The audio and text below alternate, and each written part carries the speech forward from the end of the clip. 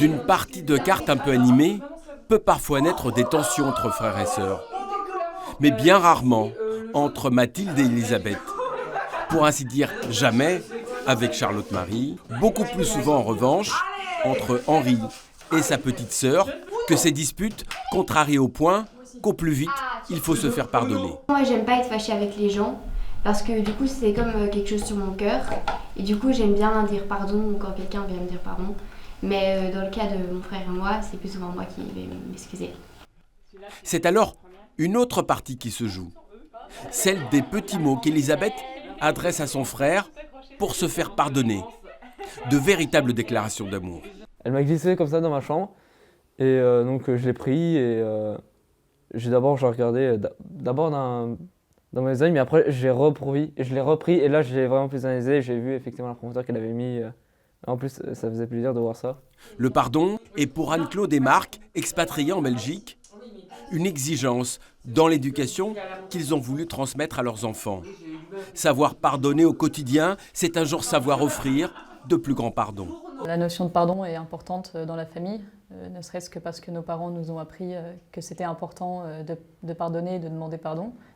Un des messages essentiels du Christ, c'est bien sur la croix, « Père, pardonne-leur, ils ne savent pas ce qu'ils font ».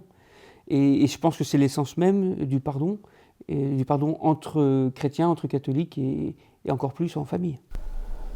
Ainsi, ces pardons postés ici et là ne sont pas de simples phrases rédigées à la va-vite, mais le fruit de pensées mûries, patiemment illustrées par Elisabeth, pour pardonner, par exemple, l'absence de Charlotte-Marie et Mathilde, pensionnaires à l'année.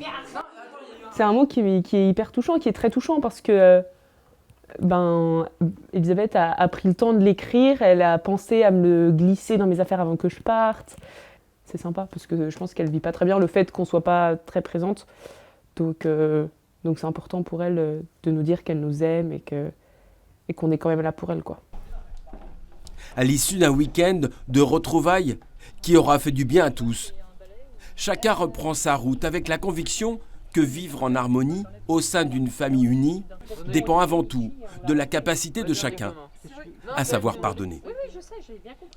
Dans la famille, on se connaît tellement qu'on a l'impression que tout est possible. Mais voilà que apprendre à pardonner dans la famille, au sein de la famille, c'est quelque chose de très important. Parce que précisément, ça permet de mieux se connaître. Alors qu'on croit que tout est possible, non. Pardonner, c'est donner par amour, c'est donner en plus. Et donc être capable, non pas de dire je m'excuse, mais je te demande pardon, c'est prendre acte que je t'ai blessé en faisant telle ou telle chose. Et dans le pardon, il y a aussi deux dimensions qu'il ne faut pas oublier. On demande et il faut que le pardon soit reçu.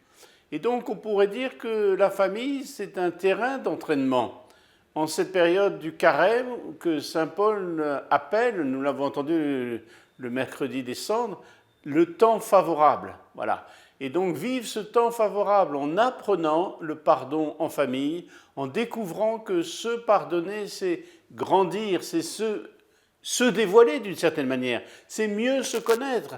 Là, on le voit à travers des dessins, à travers des messages, mais se pardonner, c'est vraiment être capable de changer, de dire et de changer sa manière d'être avec l'autre pour pouvoir le faire grandir et grandir dans l'amour qu'on a mutuellement.